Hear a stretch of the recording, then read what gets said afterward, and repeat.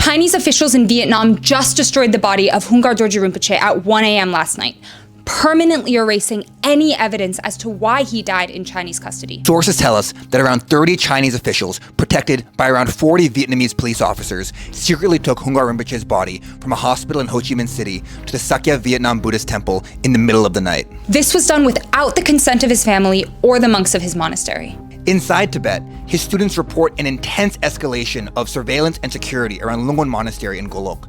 Tibetans accused of sharing the news of Rinpoche's death have been detained and interrogated by the Chinese police. In one of Tulku Hungkar Dorje's last public teachings before his death, he spoke about how the Tibetan language is the lifeline of the Tibetan race, and how every Tibetan family should be teaching their children to preserve written and spoken Tibetan. And Rinpoche even did his best to work within the confines of the suffocating Chinese communist system in Tibet, all to preserve Tibetan language. Hungkar Rinpoche's death and clandestine cremation proves that simply promoting the Tibetan language is a capital offense to the Chinese government that will be prosecuted in any jurisdiction without regard for state sovereignty or international human rights law.